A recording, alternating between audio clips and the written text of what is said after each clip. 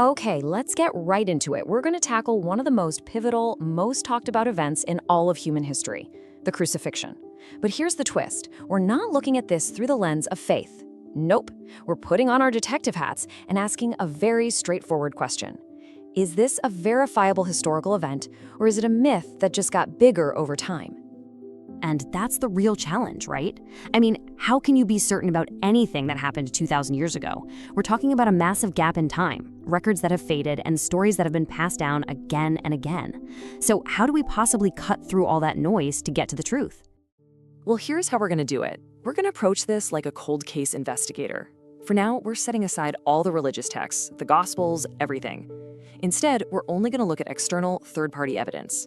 What did people who weren't Christians, people who were even hostile to the movement, have to say? So here's our game plan. First, we'll look at the testimony of enemies. Then, we'll dive into the psychological evidence, what happened right after. And finally, we'll see what kind of verdict history gives us. All right, let's start with the people who had every single reason to want to shut this whole thing down. What did the Romans, the people in charge, and other non-Christian historians actually write down about Jesus?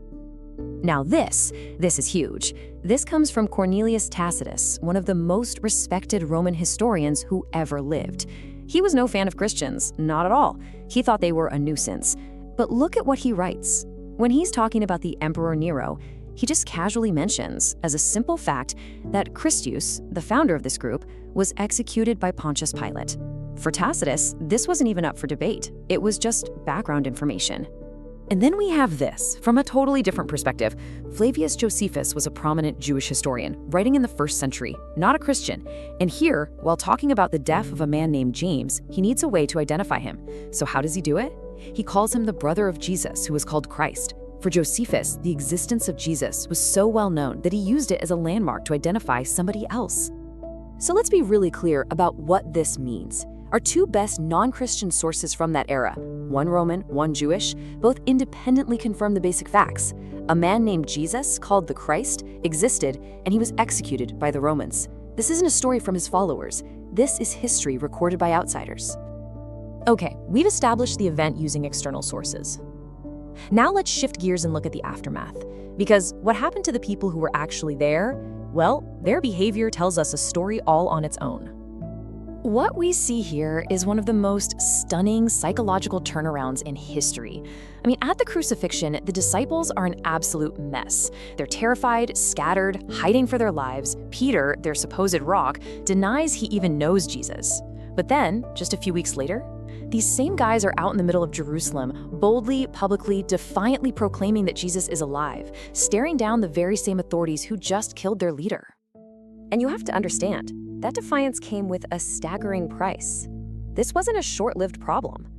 For 250 years, being a Christian in the Roman Empire could get you killed. It started with emperors like Nero, and then it escalated into empire-wide, systematic campaigns under emperors like Decius and Diocletian to literally wipe the faith off the map.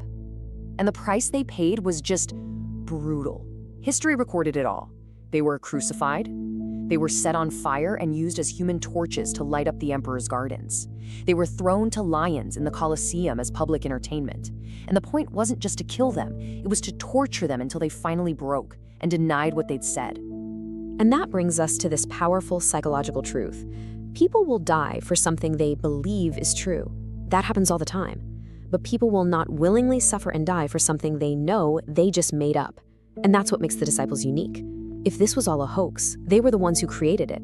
They would have known it was a lie. I mean, just look at the Apostle Paul. This guy started out as one of the most ferocious persecutors of Christians, and then something happened. He did a complete 180 and became their biggest champion. His transformation from persecutor to martyr is incredibly well documented. We have at least 9 separate ancient sources that confirm he was executed for the very faith he once tried to destroy. So the psychological evidence leaves us with this massive historical question.